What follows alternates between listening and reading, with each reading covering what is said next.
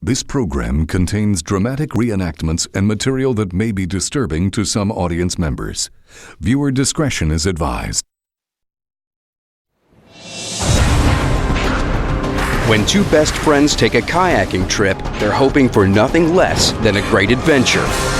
They think they're invincible. They soon find out they're not. Powerful currents and bad weather quickly expose how one is woefully inexperienced, placing them both in grave danger. Friendship is tested, loyalty questioned. In a bid to get help, they separate, and what was supposed to be fun spirals out of control into a fight for survival in I Shouldn't Be Alive.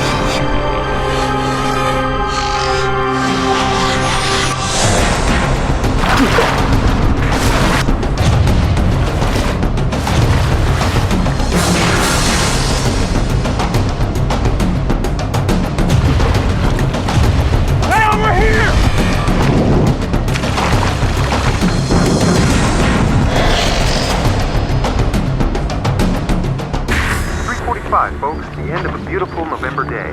But winter is on its way, so plan your weekend accordingly. Saul Kinderis has planned a week-long kayaking trip with his best friend. They're after fresh air and exercise, and where they're headed, there's plenty of both. Plan is to hit Doe Bay.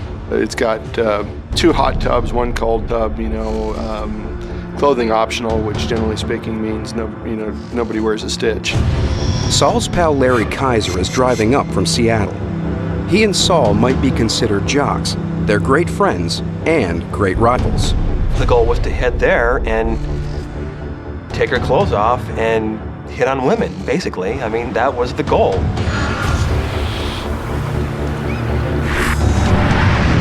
The San Juan Islands lie northwest of Seattle, in the Strait of Juan de Fuca. The plan is to kayak north from Washington Park on the mainland to Strawberry Island and camp there overnight. The following day, they will continue to cross the Rosario Strait to Doe Bay, where the hot tubs await them. It is one of the most beautiful areas in the Northwest and attracts sea kayakers from all over the world.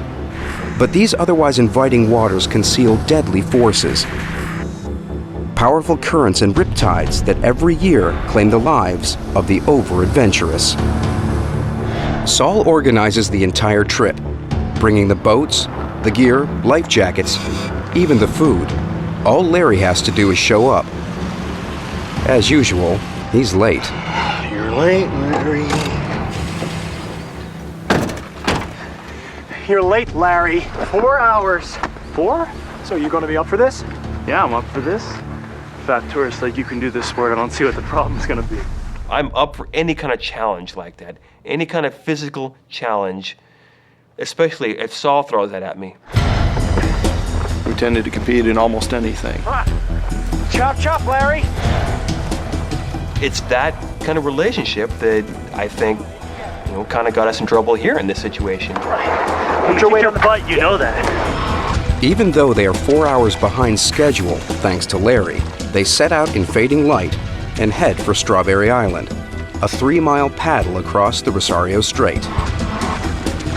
Anybody that knew us at that age would have predicted the outcome of the trip before we even launched. Two guys that thought they were indestructible, very competitive. Whoa!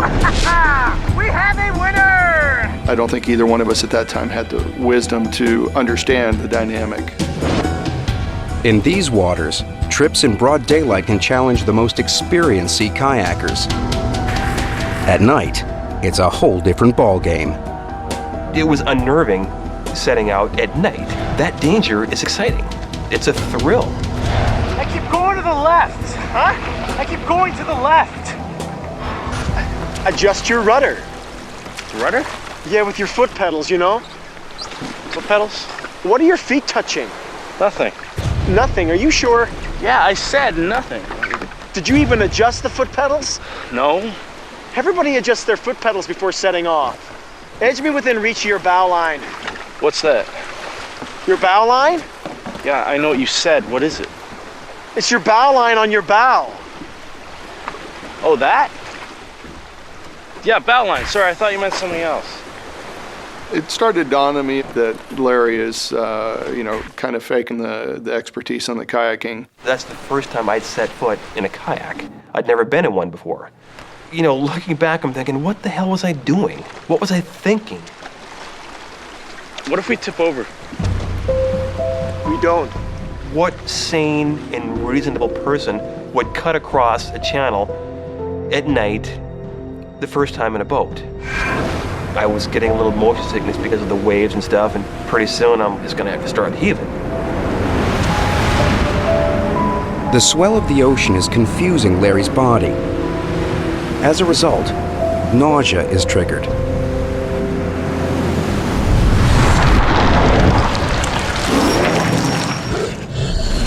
Inside his body, muscles squeeze his stomach repeatedly until Larry and his lunch part company. A couple times I'd puke my guts out over the side of the boat and just let go. Nothing I can do about it. Did you have a big lunch in Seattle or something? After 3 hours of strenuous paddling, Saul and Larry arrive at Strawberry Island. But as they make their approach, Saul realizes the tide has turned, and their late departure looks like a big mistake.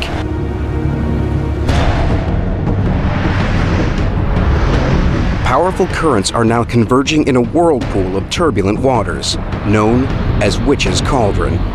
This chaotic sea stands between them and the beach, the only safe landing spot. We're here. Witch's Cauldron. Strawberry Island is dead ahead. Where? Up ahead. Can you hear it? Saul, all I hear is thrashing waves. I can see waves are smashing and crashing on the rocks up there. The wind is picking up, it's hard to hear, and it's just looking pretty nasty up there too. And I'm just thinking, well, this doesn't look fun.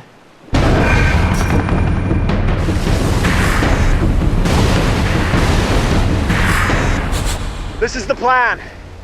There is only one beach on this island, only one slot in between the rocks. We can't miss that slot. I'll paddle in first. When I land on the beach, I'll wave my flashlight. That's your signal.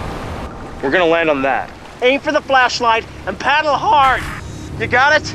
Yeah, aim for the flashlight.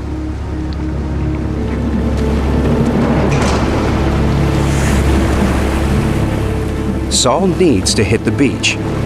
If he doesn't, things are going to get serious. I can see, the rocks up ahead. Water is flying everywhere. It's just really hairy out there. The flashlight I have, it's just not that bright. So I know I'm not going to see shore till I'm probably 30 to 50 feet off. And by that point, I better be in that slot. Saul approaches the island at speed, but he's not in the slot.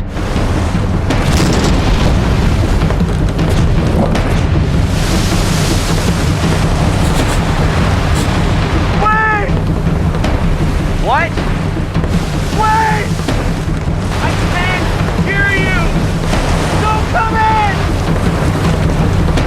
Larry, repeat! Do not come in! Larry sees my headlamp kind of waving around a little bit, and so he's figuring I must be waving him in. Here goes.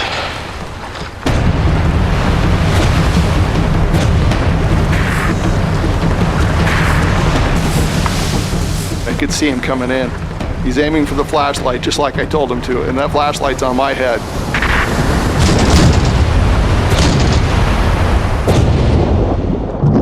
Very scary situation. Totally caught us off guard. It just happened in a split second. What? You okay? What the hell was that? You tell me, man!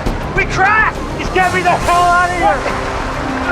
They gotta reach those boats. The kayaks contain everything they need in order to survive. Move! Move! You really need the boat. Yes! We need him! Or we're dead! We just get the hell out of here. We're not gonna get out of here! Look, if we don't get there! Get me out of here! Later, man! Get out of here!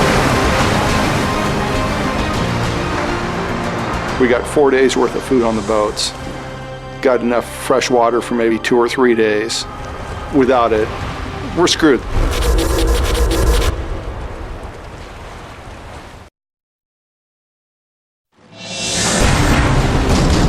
Don't come in! Saul and Larry struggle to get their kayaks out of the surf. Their survival depends on it. We're good! Food, water, and clothing are all stashed in their boats. I thought you said there was a beach here. Yeah? Well, I lost it. So how the hell do you lose the beach? I misjudged it, okay? It takes everything in them to drag their boats to shore. It was a pretty hairy situation. It was a very hairy situation. It took us probably 15 or 20 minutes just to get our boats up out of the water onto the beach. Even the weather turns against them. We could have been killed. Yep, but we weren't.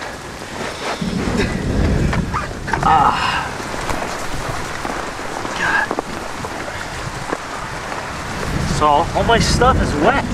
Did you even seal this properly? Look, this is broken. No, it's not broken. Whatever, all my stuff is wet. What am I gonna do now? His thought that you just threw your stuff in it, you threw it in the kayak, and it was waterproof. Get out of your dry suit now. And get into this. This is your bag. Yeah, do you want to share it? What? Well then, I have dry clothes. I can sleep in them. My sleeping bag, all my clothes, the gear I had, it's all just drenched. At that point, he was probably a little pissed, and for good reason. Larry was more or less along for the trip. If I got in trouble, he wasn't going to be able to help me because we were so far out of his element. After a cold, wet night, Saul has second thoughts about the trip. He might be able to make it to Doe Bay, but he doubts Larry can. The trip I planned isn't within our reach. Not for the two of us together. It's not going to work. It just wouldn't be a prudent thing to do.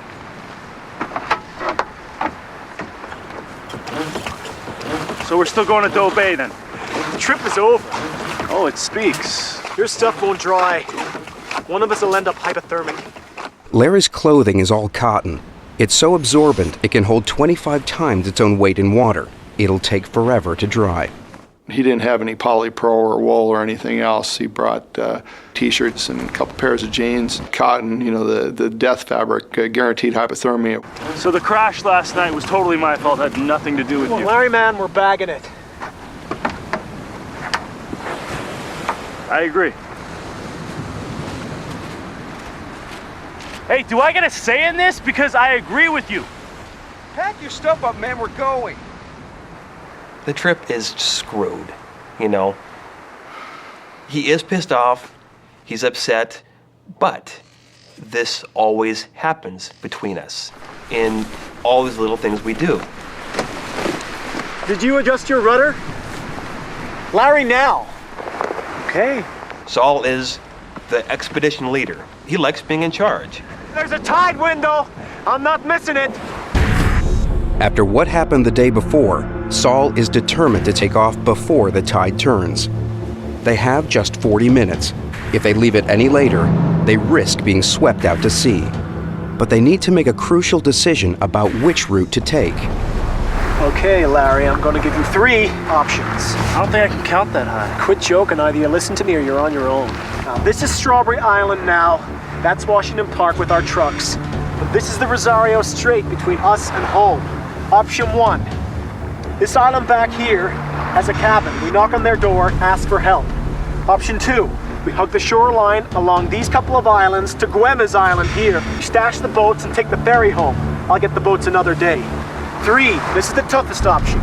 We paddle back the way we came, 3 miles across the Rosario Strait. Now, I can do any of those, so you tell me which one you want to do. Larry's being challenged. Did you even adjust the foot pedals? So you're going to be up for this? This is the toughest option.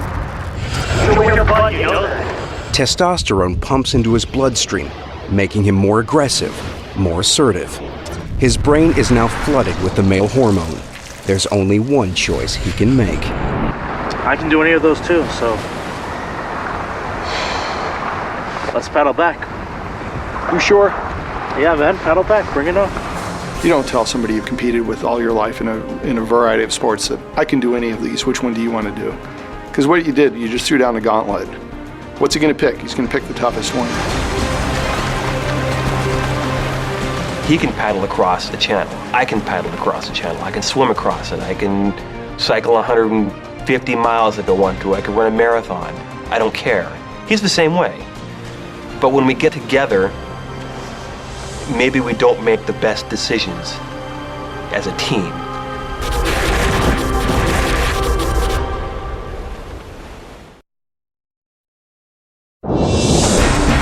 There's a tide window.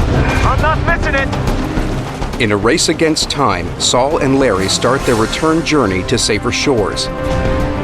They have just 40 minutes to cross 3 miles of open water before the tide changes and the strong currents pull them out to sea. Looks pretty ugly. Yep. You sure you're going to be up for this? Yeah, I'm up for this. Are you up for this? We got 40 to 45 minutes to make this crossing before the current gets too strong. Yeah, I know. Paddle hard. I'm not an idiot. In the area we were crossing, the current was supposed to hit 5 knots. Olympic medalist kayaker isn't going to break 5 knots for anything more than a really short course.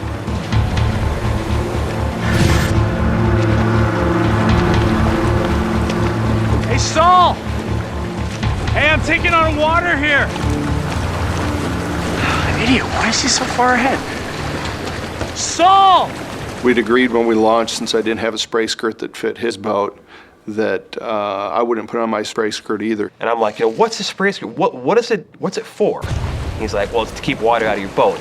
Don't let the waves hit you side on. And dig with your paddle. Take a 70-degree angle, carve up the slope. Everything I'm telling him is just blah, blah, blah, blah, blah. He ain't listening. Hey, I'm still taking on splash here. Larry, do you understand anything I'm saying? Saul, I have never been in a kayak before, okay? You said that you had. No, I didn't. Yes, you did. No, I didn't. You better learn and hurry. He's trying to get me to put my nose into the wave, pierce right through it, take on the least amount of water possible.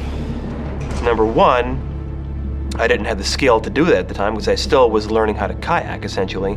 But number two, the waves were coming all the time.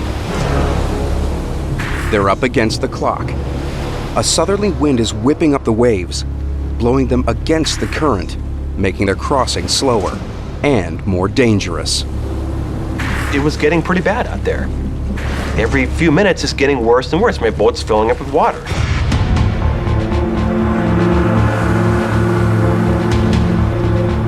Larry, this current is going to suck us out to sea. Do you understand? Saul, I think I'm sinking. Jeez, you just gotta I panic. am, okay? I'm trying. We haven't moved 10 feet in the last 10 minutes, man. I could sense some panic in his voice. He knew that we had a limited amount of time to get across the channel. We hit a point where when it got really rough, just all our forward progress stopped. I mean, 20 minutes we were roughly halfway, 40 minutes we were roughly halfway, an hour we were roughly halfway. Now I'm starting to get both angry and a little scared. He's got the good dry suit on. I'm wearing a shorty wetsuit. It's November. Not only is the air cold, so is the sea. A dry suit is designed for diving in cold water. Saul knows in these conditions that the difference between wearing a dry suit or a wetsuit can be the difference between life and death. Larry, damn it, your shoulders are slack. Okay. Forward. Okay. Paddle. Okay. Damn, man, are you a complete idiot? Blood pressure is definitely cranking up there. I figured that it was a good possibility that we could get killed. Saul, wait up, man. I was starting to have these doubts in my mind that we were going to be able to stick together. Your loyalty is to your friends, but then your first loyalty is to yourself. Saul, get the here! Saul, wait up! Sooner or later, I'd probably take a wave. If I fall in, I'll go hypothermic within probably 20 minutes to half hour.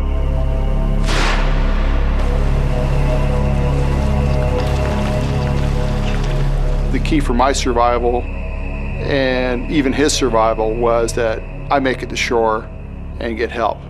You don't leave your buddies. You don't leave your friends behind. Saul! I love the guy, but he left me. Get the hell back here, man! I need that pump! You need to bring me the pump! Saul, I need that pump! I was just applying as much speed as I could, trying to visualize the boat as being a speed boat, as if it was surfing over the tops of the waves.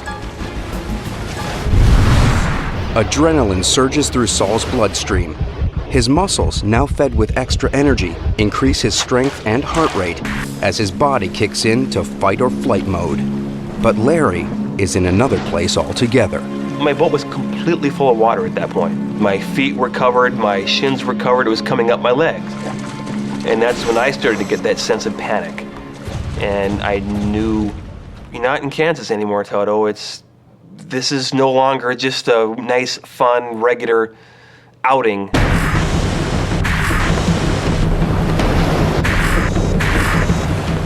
I'd never applied that much power before into the boat. It was just crank it. As Saul powers through the waves, Larry goes nowhere. Everything stopped. It wasn't a big wave, it was just a small push. And this little push just pushes me over.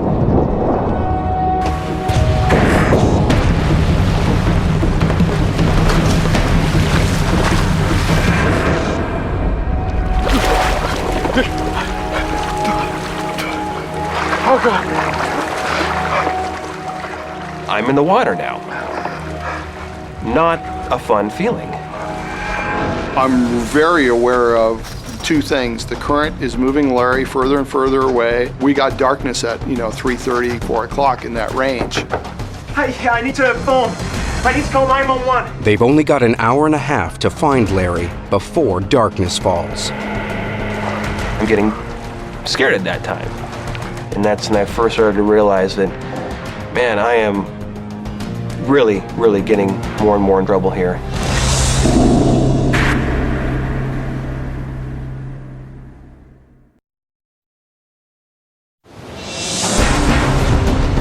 Saul, wait up!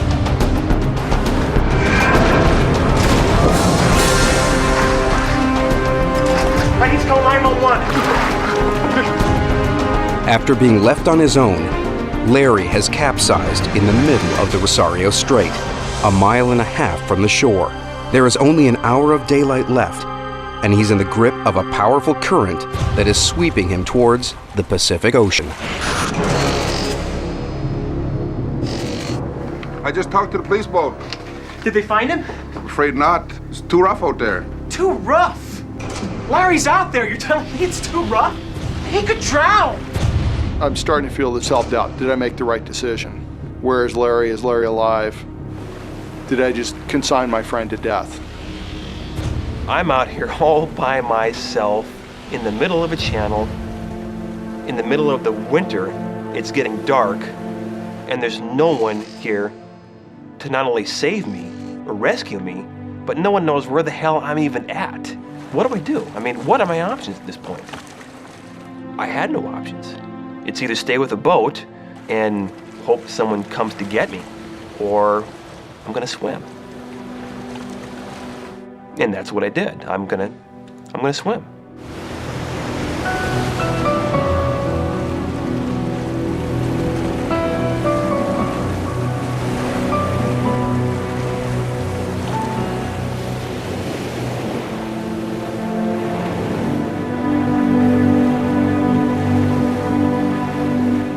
Larry now swims for his life against a current that is pulling him out to sea. The dry suit he's wearing will keep him warm in the icy waters, but for only so long. So you say your buddy Larry was wearing a dry suit? Yeah, it's a pretty good one. 7-8 hours. Yeah, but Larry's an athlete. He's a national class runner. That was the first time that I started to feel like I'm here, I'm warm, I'm dry, and I hope Larry's alive, but he might not be. I was thinking, okay, I know me, I know Larry. If there's people that can survive for a long period of time just by being stubborn and being fit enough, we fit that description. Rescue boats search a grid pattern based on Larry's last known position, but in the pitch black of night, they fail to see him. Like a nightmare unfolding before his eyes, Larry sees them. I'm looking around and I can see kind of, boats out there crisscrossing back and forth. Help! Help me! Here! Help! To the rescue boats, I must have looked like nothing in the water to these people. Help me! Here! Here! Help! Help! I'd go down on a swell and come up and see all the lights on the land and the boats, and I'd go back down and see nothing but water around me, and I'd go up and down, and they're always just right back searching where I just was. I was a small person in a very, very big place.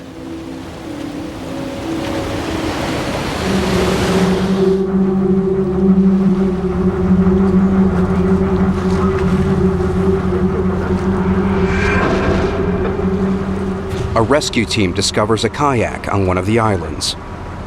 It's Larry's. Bravo 2, we have a visual on a kayak on Mears Island. As soon as I heard that they were, that they'd spotted the kayak, it was just happiness. It was like, oh, great, Larry's fine. He's there, he landed the boat. We're gonna have a great outcome. Is there a paddle with the boat? Affirmative. Any gear with the boat? Negative, empty. No sleeping bag, dry bag, nothing. Correct, the boat's empty. Great. What more clues could you need? I mean, paddles with the boat, sleeping bag's gone, the guy's alive. I'm in trouble now. This isn't fun anymore. I mean, even up until then, I'm just thinking, whatever. I can deal with this. But now I'm in trouble. Powerful currents from 3 different channels converge, and Larry is caught in the middle. I've got this big phobia about being swept towards the ocean. That's a very scary thing. I could head out to the Pacific here anytime.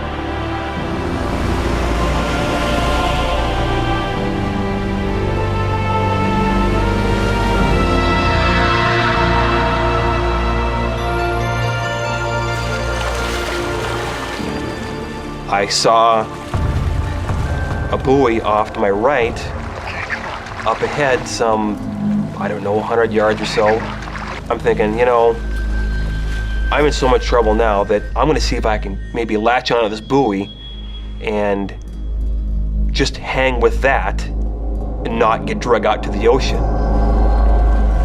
Kind of put my head down and I started swimming again. I started kind of cutting diagonally across to get to the buoy. Head down, swimming away.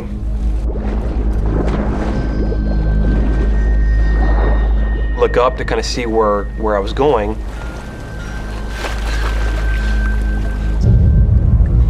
I was already past the buoy. Before, I keep telling myself, I'm in trouble, it's getting worse, this isn't good.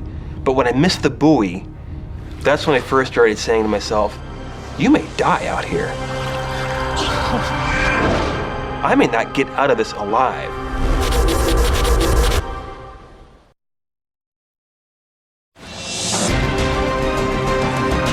Help me! Here!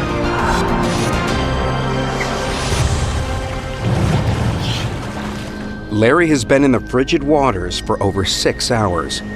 He's exhausted and cold. He's been swept 4 miles down the Rosario Strait that eventually empties into the Pacific Ocean. Little does he know that since his kayak was spotted on land, the rescue teams are following the wrong scent and are no longer looking for him in the water.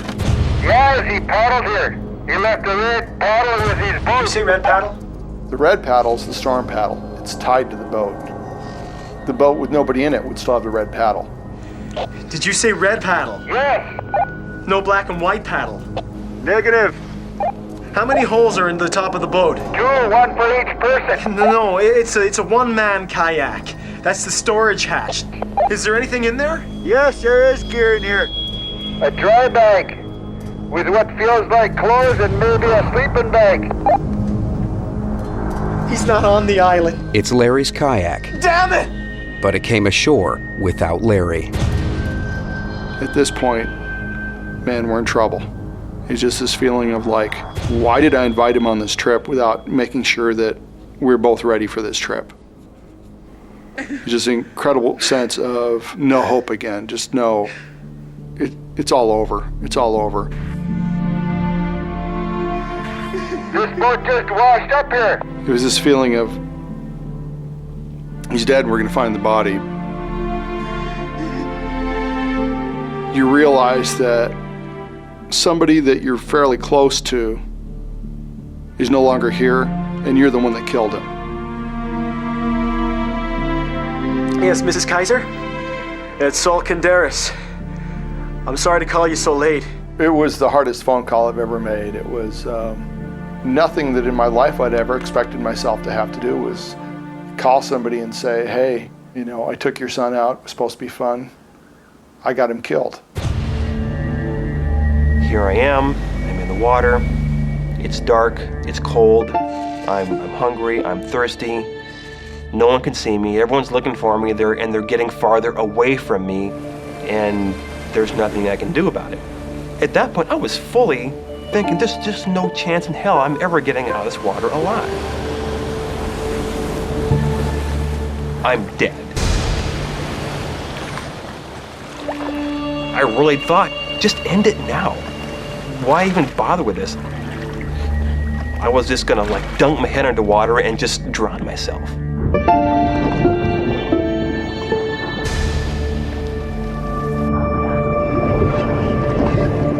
You think about weird stuff like that. It just came out of nowhere. And I just burst into tears thinking about my mom. And I love my parents, I love my dad, I love my family. What do you say? You know, thanks for, being my mom, quote unquote. I mean,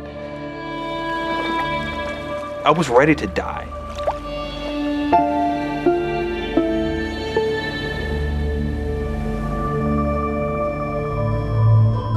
As Larry is swept towards the mouth of the Rosario Strait, he passes the last few islands that lie between him and the Pacific Ocean.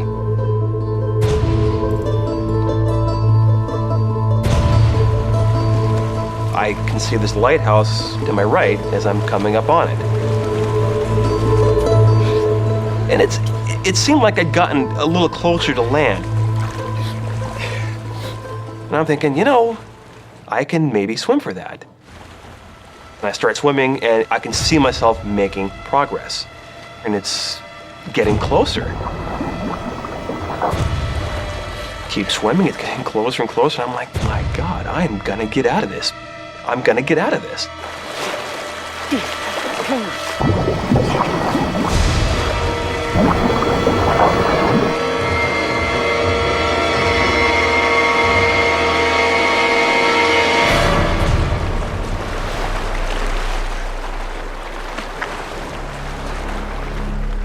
I come up onto shore and there's this big rock right there, and I just swim up and put my arms around this rock. This is the most beautiful rock I've seen in my life. That's all I could think of. Nothing else, just lie there and enjoy this stupid rock. Feeling of relief. If you've ever been in a situation where it's literally life and death, and you feel that you've cheated death, it doesn't get much sweeter than that.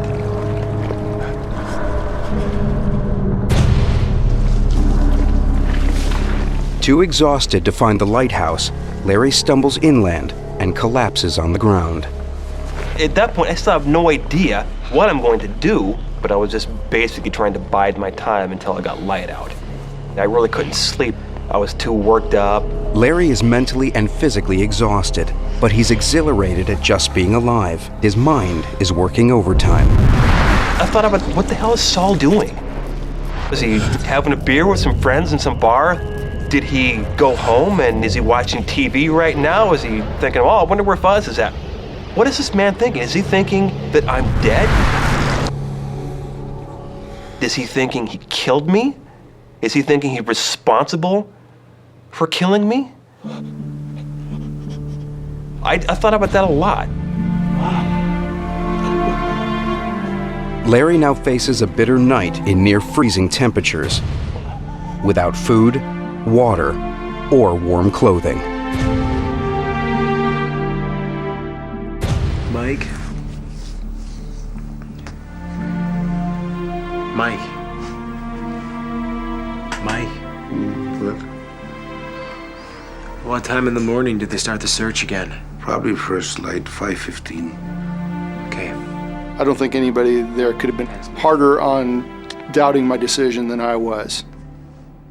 If the outcome was good, then I'd be telling myself later it was the right decision. If the outcome was bad, I'd take that doubt with me for the rest of my life.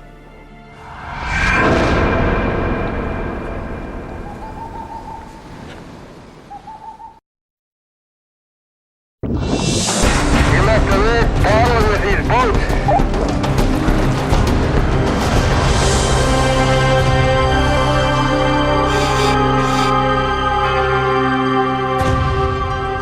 After 6.5 hours fighting for survival in the water, only snatches of sleep, no food, and nothing to drink, Larry still has to find his way back to civilization. The game plan was to head back towards the lighthouse. If there's the phone or some communication, I can get the word out that I'm okay.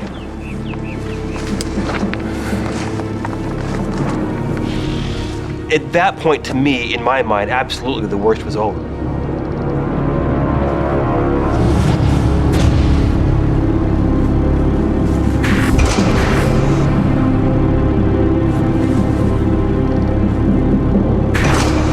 I started hiking towards the lighthouse.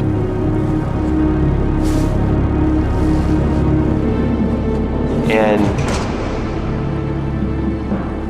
I'm thinking, what is this? I'm on another island right now. It's another mile across to get to land again. I don't see any helicopters. I don't see any planes. I don't see anything. So I just figured they called it off. They've given me up for dead, and I'm on my own again. Here, I'm back to square one. I gotta go out and get going here. The decision to get back into the sea isn't an easy one, but Larry doesn't believe that he really has any other choice. A mile of water now lies between him and safety.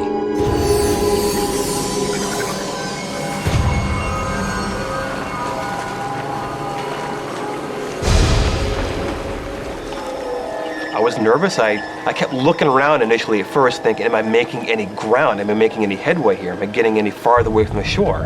And I could tell I was. So that gave me some confidence. I'm literally right in the middle.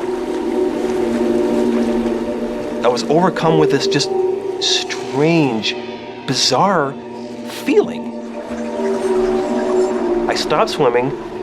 I turned around in the water, and there behind me was this giant helicopter hovering right where I was standing. You've got to be kidding me. This can't be happening. Everything I do is not the right decision.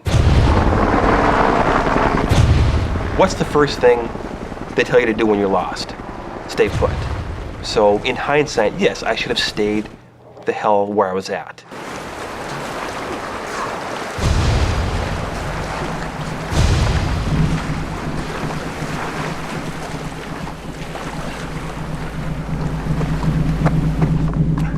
Is there anybody here? Hello?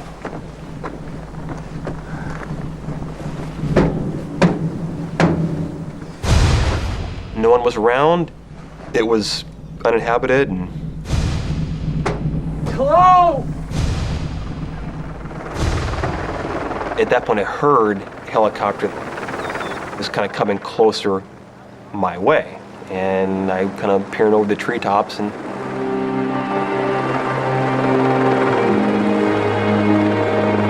some guy pops out and he comes running over to me and, you know, "Are you Larry Kaiser?" And I just go, "Yeah, we got a lot of guys looking for you." And I'm just like, "Yeah, I know, I've been watching you all night long.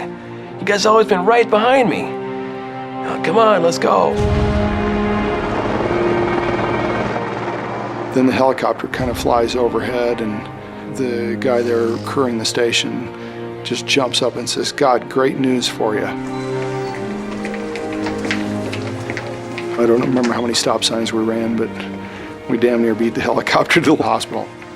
No, the zip's broken. I'm going to have to cut you out. I remember seeing him walk into the room that I was at, and his eyes were wide open. Yo, Larry. You okay? Lift? Hey, Saul. The main thing I remember is being so happy to see him.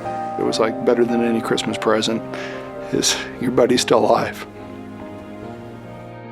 You left me.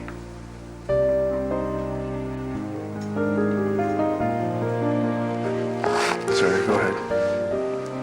I'm just glad you're okay. Yeah, me too.